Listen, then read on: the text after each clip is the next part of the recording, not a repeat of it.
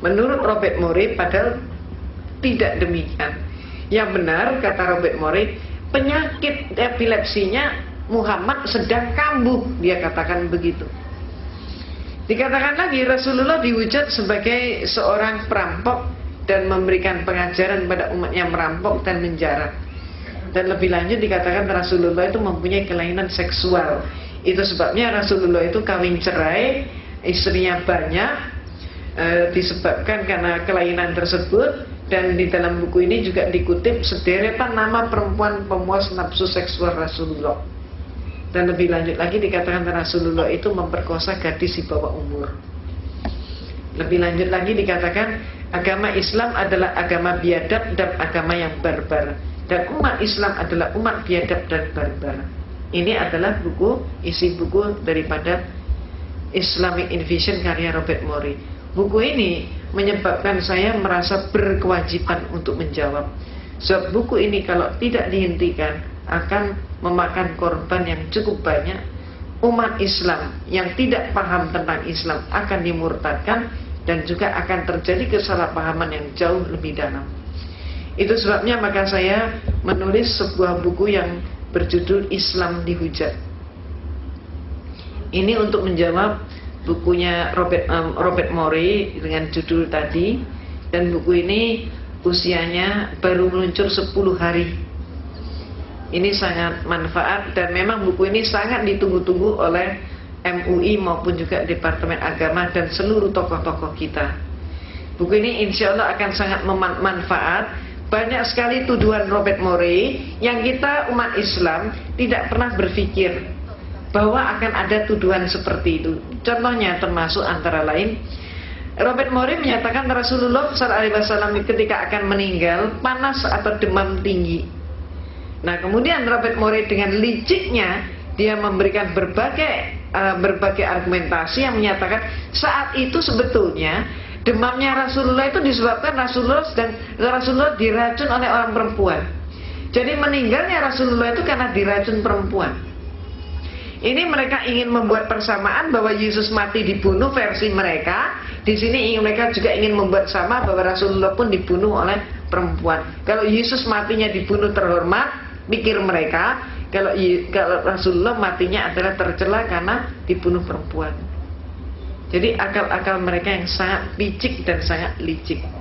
Buku ini andai kata di antara bapak dan ibu ada yang menginginkan karena demikian banyak yang pesan, ini bisa didapatkan di Kerinci 10 nomor 3 Majestic, depannya Masjid Al-Ihsan, barangkali secara kolektif saja. Demikian pula untuk mengupas atau menguak tentang Natal tadi yang sangat menyesatkan kita umat Islam, terutama dari golongan muda, maka saya juga mengarang buku yang berjudul Perayaan Natal 25 Desember antara dogma dan toleransi. Buku ini sangat manfaat dan alhamdulillah kebesaran Allah, keagungan Allah semata. Buku ini alhamdulillah sudah cukup banyak menghantar orang Kristen menjadi Islam. Mereka setelah baca buku ini mereka menjadi sangat ragu, terguncang. Maka kemudian bertanya-tanya agama yang hak itu yang mana. Akhirnya mereka pun mengucapkan 2 kalimat syahadat. Saya sangat menganjurkan ibu dan bapak buku ini ganti cetaknya hanya 7.500. Jadi berdakwah hanya dengan modal 7.500 rupiah. Jadi insya Allah sesekali barangkali jatahnya bakso di luar Ramadan digantikan dengan ini. Ini akan sangat manfaat. Silakan juga dihadiahkan kepada mereka-mereka yang sangat membutuhkan. Ini merupakan cara dakwah kita. Ibu dan bapak yang dirahmati oleh Allah, pemurtadan dan kristenisasi di Indonesia berjalan dengan sangat marak. Karena itu sudah merupakan program dunia. Dan itu bisa dilihat antara lain di majalah Times yang terbit Juni 2003. Times yang ini di Indonesia hanya beredar beberapa hari dan setelah itu hilang dari peredaran. Kenapa? karena Times yang ini mengungkap tentang program kristenisasi dunia.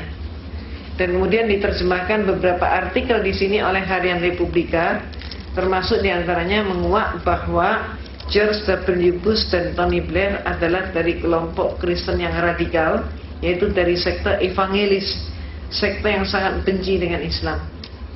Dan kemudian juga dimuat tentang peta kristenisasi dunia, di mana Indonesia, tanah air kita, sudah masuk dalam peta itu dengan warna yang sama dengan negara Filipina, yang negara Filipina adalah negara Katolik. Indonesia warnanya sama dengan Filipina. Mengapa orang Kristen mengkristenkan kita umat Islam? Ini yang seringkali tidak diketahui oleh kita. Kita umat Islam seringkali beranggapan bahwa orang lain sama dengan kita. Kita seringkali juga mengukur orang lain dengan ukuran diri kita. Kalau kita senang makan sate, kita anggap semua orang juga senang makan sate, padahal tidak demikian. Kita mempunyai kitab suci Al-Quran yang hak, kita pikir mereka juga punya kitab yang hak. Di dalam ayat Al-Quran ada rambu-rambu tentang dakwah. Antara lain yang senantiasa kita pakai rambu-rambunya, la ikraha fiddin, tidak ada paksaan dalam beragama Islam. Itu rambu-rambu dakwah kita. Kita pikir agama yang lain juga punya ayat seperti ini. Antar umat beragama, maka ayat Allah yang mengatur adalah lakum dinukum waliyadin. Kita pikir mereka juga punya konsep toleransi yang sama dengan kita. Kenyataannya tidak demikian. Saya yang menekuni bidang perbandingan agama dan mempelajari kristologi sangat-sangat tahu bahwa kedua ayat itu hanya ada di dalam kitab suci Al-Quran dan tidak ada pada semua kitab yang lain. Yang ada pada Bible ayatnya bunyinya, carilah domba tersesat, kabarkanlah Injil ke seluruh penjuru dunia, dan jadikan seluruh penjuru dunia sebagai muridku. Jadi ayat ini kedudukannya sebagai ayat perintah, hukumnya wajib. Apa maksudnya ayat perintah dan hukumnya wajib? Seperti kita umat Islam, oleh Allah diberi kewajiban menegakkan sholat 5 waktu. Maka kalau ada umat Islam sekian tahun dia tidak sholat, belum keburu sholat, dia dijemput pulang oleh malaikat. Dia masuk mana? Masuk surga atau masuk neraka? Masuk neraka karena meninggalkan wajib sholat yang hukumnya wajib. Demikian pula orang Kristen. Apabila seumur-umurnya dia tidak mampu menghasilkan domba tersesat, maka kalau mati dia pun masuk neraka. Nah, ini yang saya mau mengharap Bapak dan Ibu saat ini sudah mulai paham. Itulah sebabnya kristenisasi itu terjadi di mana-mana. Sepanjang ada orang Kristen, di situ pun pasti terjadi kristenisasi.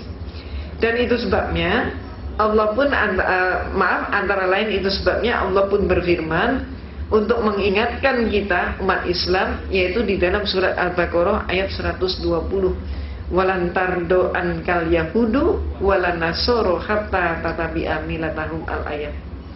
Tidak akan berhentinya Yahudi dan Kristen mempengaruhi kamu sampai kamu yang Islam masuk dalam milah mereka. Milah itu bisa diartikan agama, bisa diartikan pola pikir, bisa juga diartikan dengan budaya. Artinya apa? Ayat Allah ini memberikan peringatan pada kita bahwa orang Kristen itu sampai kapanpun akan berjuang untuk memurtadkan kita umat Islam dengan berbagai macam cara. Di Indonesia, kalau umat mereka masuk dalam suatu komunitas di mana umat Islam butuh bantuan sosial, maka mereka di situ bagi sembako, pakaian bekas, obat-obatan, beasiswa, hitanan massal gratis itu. Tapi kalau mereka masuk dalam suatu komunitas di mana umat Islamnya tidak butuh bantuan sosial, maka mereka mengatakan biar saja KTP-nya tetap Islam, biar saja identitasnya tetap Islam, yang penting pikirannya diubah sama menjadi pikiran Yahudi atau Kristen, minimal sekuler, minimal mengatakan semua agama sama. Contohnya begitu. Kalau mereka kemudian mengerjakan tentang pengubahan pola pikir, itu pun bisa kita lihat dari